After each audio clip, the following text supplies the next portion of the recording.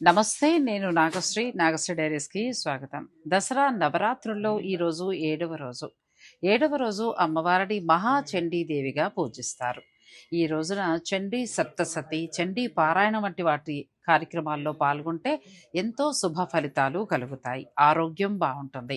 అలాగే ఆయురారోగ్యాలతో పాటు ఐశ్వర్యము, అమ్మవారి ఆశీస్సులు కూడా లభిస్తాయి. ఈ రోజు ప్రసాదం కట్టె పొంగలి. మహాచండీదేవి, చండిక అని కూడా పిలువబడే అమ్మవారు పార్వతీ లేదా ఆది పరాశక్తి యొక్క ఉగ్ర రూపం.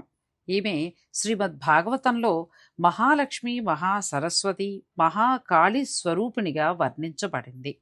ముఖ్యంగా శరన్నవరాత్రులలో అమ్మవారిని శ్రీ మహాచండీదేవిగా పూజించడం జరుగుతుంది.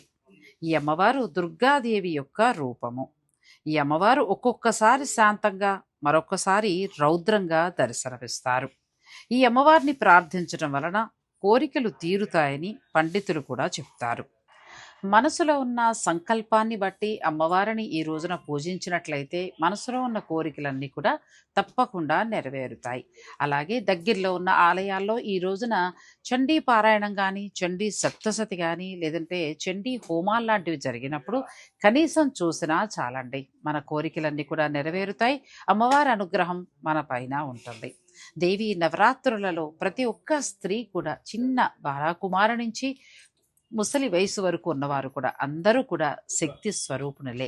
ఈ రోజున అమ్మవారిని ధ్యానించి ఆడవారందరినీ కూడా ఈ నవరాత్రులలో శక్తి స్వరూపిణిగా భావించి గౌరవించండి. దేవి నవరాత్రుల్లో ఈరోజు 7వ రోజు సందర్భంగా మన సబ్స్క్రైబర్లు, మన వ్యూయర్స్ అందరికీ కూడా దసరా నవరాత్రి శుభాకాంక్షలు.